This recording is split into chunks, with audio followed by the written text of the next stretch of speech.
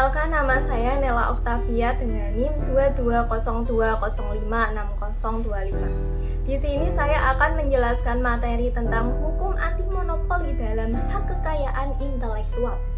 Secara etimologi, kata monopoli berasal dari kata Yunani, yakni nomos yang berarti sendiri dan polain yang berarti penjual.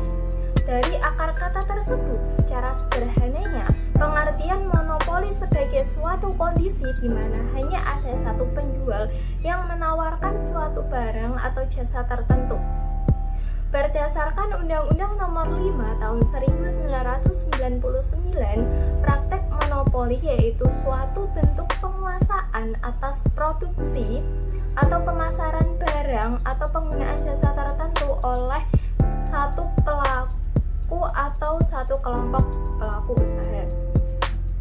Berdasarkan pasal 4 ayat 2 Undang-Undang Nomor 5 Tahun 1999 menyebutkan bahwa pelaku usaha dapat dianggap secara bersama-sama melakukan penguasaan produksi atau pemasaran barang atau jasa jika kelompok usaha menguasai lebih dari 75% pasar satu jenis barang atau jasa tertentu. Sedangkan persaingan usaha tidak sehat adalah persaingan antar pelaku usaha dalam menjalankan kegiatan produksi atau pemasaran barang dan atau jasa yang dilakukan dengan cara tidak jujur atau melawan hukum atau menghambat persaingan usaha. Pelaku usaha di Indonesia dalam menjalankan kegiatan usahanya itu berasaskan demokrasi ekonomi dengan memperhatikan keseimbangan antara kepentingan pelaku usaha dan kepentingan umum. Kegiatan yang dilarang dalam anti monopoli dan persaingan usaha tidak sehat yakni yang pertama ada monopoli, yaitu penguasaan atas produksi atau pemasaran barang atau atas penggunaan jasa tertentu oleh satu pelaku usaha atau satu kelompok pelaku usaha. Yang kedua ada monopsoni, yaitu pasar yang terdiri dari banyak penjual namun dikuasai oleh pembeli tunggal individu atau kelompok bisnis.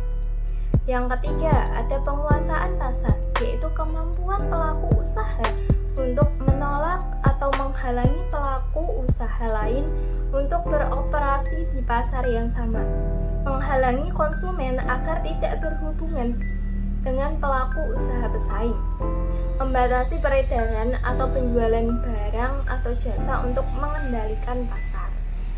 Yang keempat ada persekongkolan, adalah kerjasama pelaku antar usaha dengan tujuan itu menguasai pasar demi keuntungan bersama mereka. Yang kelima ada posisi dominan, suatu keadaan di mana pelaku usaha tidak mempunyai pesaing. Yang keenam ada jabatan rangkap, seseorang yang menjadi direktur atau komisaris di suatu perusahaan untuk merangkap jabatan serupa di perusahaan lain pada saat yang sama. Hak kekayaan intelektual memiliki keterkaitan erat dengan potensi praktik monopoli dalam berbagai bentuk seperti hak cipta, paten, merek, desain industri, indikasi geografis, desain tata letak sirkuit terpadu, rahasia dagang, dan varietas tanaman. Semua itu pada dasarnya dirancang untuk melindungi kreativitas, inovasi, dan kepemilikan atas hasil karya. Namun, perlindungan eksklusif yang diberikan itu dapat berpotensi menciptakan keleluasaan pasar jika dimanfaatkan secara tidak bijaksana. Pelaku usaha yang melanggar ketentuan undang-undang anti monopoli dapat dikenakan sanksi administratif berupa penghentian kegiatan, pembayaran ganti rugi, hingga denda paling sedikit 1 miliar oleh Komisi Pengawas Persaingan Usaha atau KPPU.